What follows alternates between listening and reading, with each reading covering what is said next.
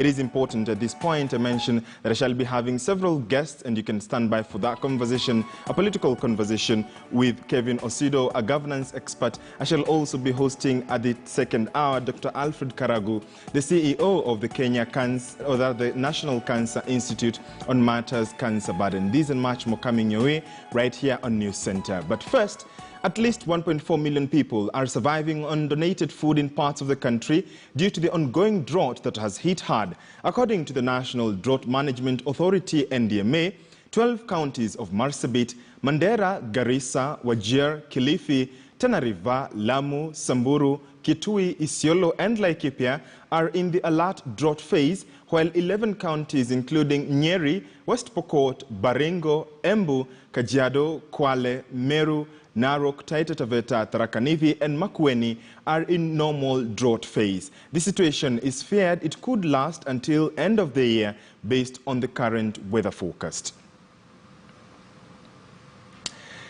And we begin News Center this morning with a report, with an update on the drought situation in the country, which has hit 12 counties. Our reporter Tobias Chanji now paints a picture of the situation in the coast region. Take a look.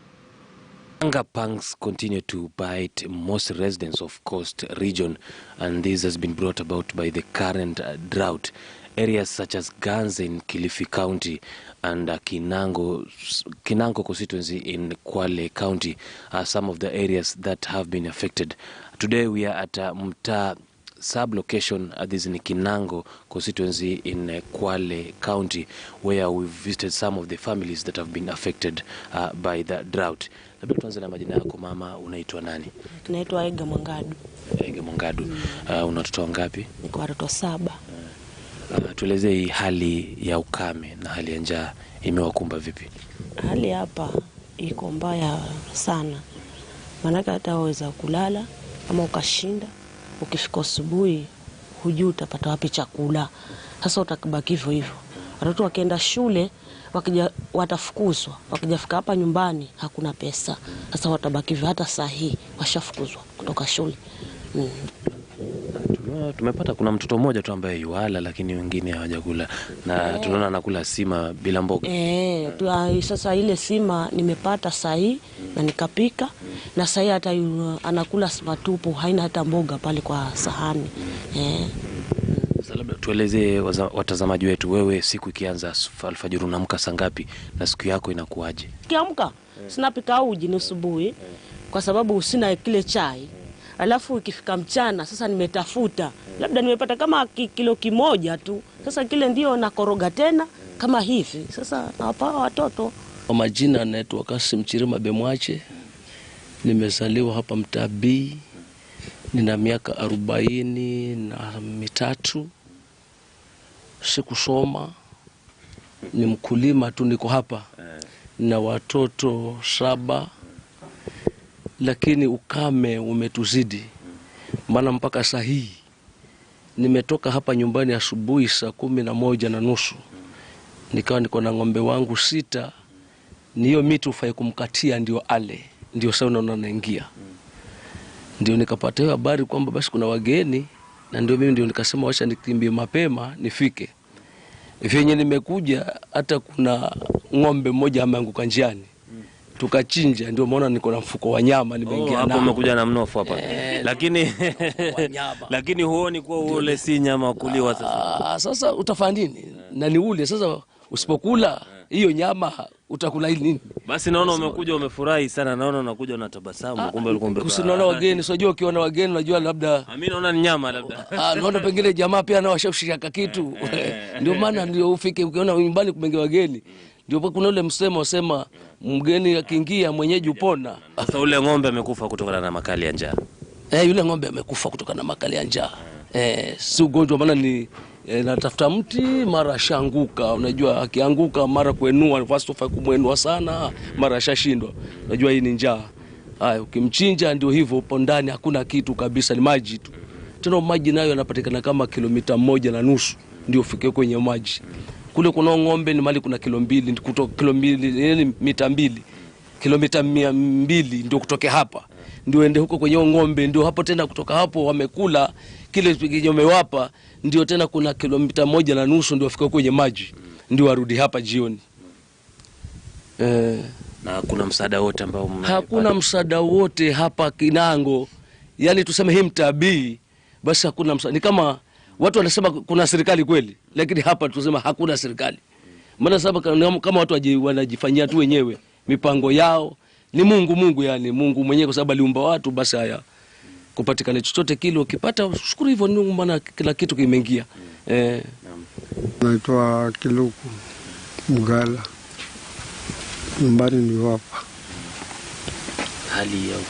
Hali ya ukame iko tena imezidi, hata hizo ng'ombe zenyewe zinakufa.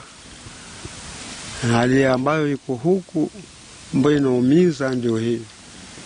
Kwanza asubuhi mpaka dakika hii nimekula mara moja tu basi. Sasa nangoja jioni kabisa. Langu ni Saumu Kache Matemo. Kwetu ni hapa mtaa. Tatizo ni hiyo njaa tu. Kama leo kwanza asubuhi na kuna nini? Sisi tukula mchana peke yake. Kuna mchana. Lunch yani. Tukula lunch peke yake. Asubuhi hakula chakula chochote mpaka mchana. Kwa majina ninaitwa Paul Chenene Nje. Ni mkazi wa hapa mtaa na ni balozi, nasimamia nyumba 10. Tueleze hali ya ukame. Hali ya ukame kwa kweli imekuwa kama janga kwa huu mtaa huu wetu, kwa sababu hatuna chakula, hatuna maji, na hatuna maji kwa sababu ya ukosefu wa mvua. Mvua ile ambayo tulipata ni kama mwaka jana mwanzo hapo ndio tulipata mvua kidogo, lakini sasa kufikia sasa hatujapata mvua yoyote. Tunaona tu mawingu lakini hakuna mvua ambayo inanyesha. Kwa hivyo hiyo hali ya kiangazi imeathiri mifugo, imeathiri watu hawaende na shule watoto kwa sababu wanakimbilia Mombasa wakatafute kazi angalau wapate chakula. That is one of the many families that have been affected by the drought in Kinango here at Kwale County. Earlier on, we had also an opportunity to speak to the area sub-chief who had this to say. Majina yangu naitwa Jonathan Kombe. Mimi ni Senior Assistant Chief 2 na pia ninawakilisha chief ambaye yuko live wakati huu. Katika hii sehemu yangu ya mtaa location tuko na population zaidi ya 23,600 pale, ambapo katika hii sehemu ya mtaa location hasa watu wakati huu wameathirika sana, hasa kwa sababu ya ukame. Mifugo inakufa kwa sababu ya ukame, iko njaa ya mifugo, pia iko njaa ya wanadamu kwa sababu hakukunyesha mvua wakati ule wote, mvua ilikuwa kidogo sana. Kwa hivyo upande wa mifugo watu wanahamisha, wanapeleka sehemu za Ndavaya kule, kupita sehemu za Ndavaya kule ambako kuna afadhali kule. Lakini wengine ile nafasi ya kuhamisha hawana. Kwa hivyo ng'ombe zinakufa, mifugo inaendelea kupotea. Wengine wanauza lakini bei yao kidogo sana, kwa sababu wakati huu ni wakati ambapo ng'ombe zimekonda, nyingine zinakufa kwa sababu ya magonjwa na njaa. Tuseme kweli wakati huu ni wakati ambapo mifugo imepotea, na hasa mduruma ametegemea mfugo na upande wa ukulima pia. Kulima ni ule ambao wakati huu hakukunyesha, hakuna chakula, mifugo nayo inakufa na njaa. Mimi ningewaambia wahisani waingilie kati hii mambo ya chakula cha mifugo, kama pengine tutaletewa nyasi kwa wale ambao hawana ule uwezo wa kuhama kwenda sehemu nyingine, ili waweze kusaidika. Na pia wahisani pia watusaidie kwa hawa wananchi wapate chakula. Na pia hata pengine wangepeleka hata chakula hata mashule, pia watoto angalau wapate chakula kule shule, ingekuwa vizuri sana. From Kinango constituency in Kwale County, it's back to you in studio.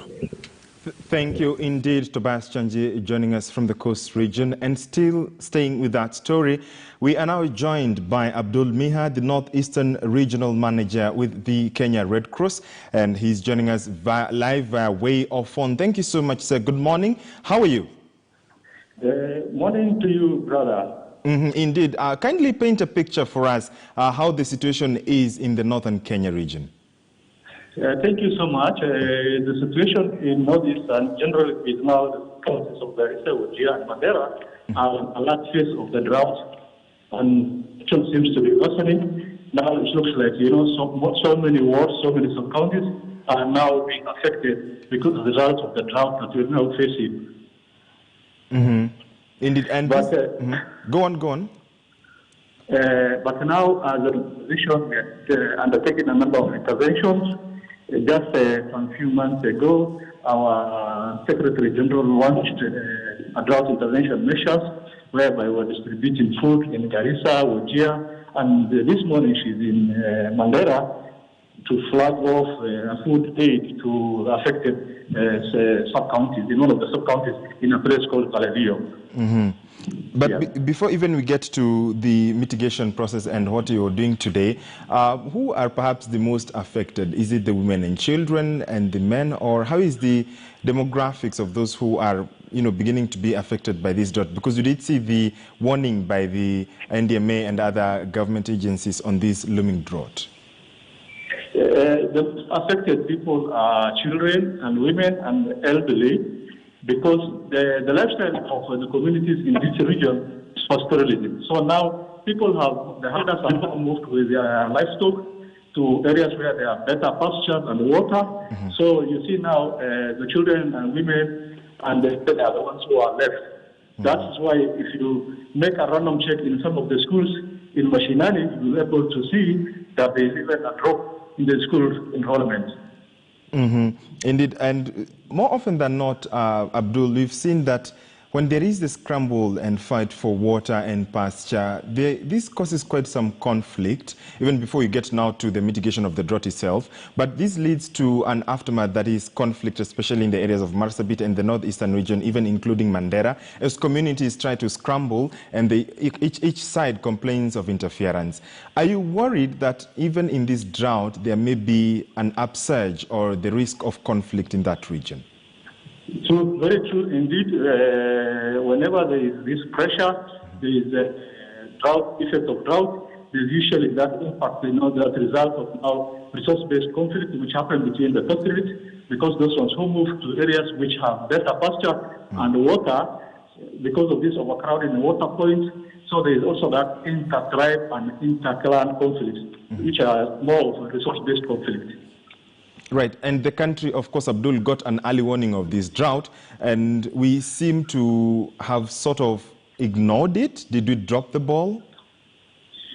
No, I can't say that for now, but, the drought bulletins were out, and they were gradually coming out, on monthly basis.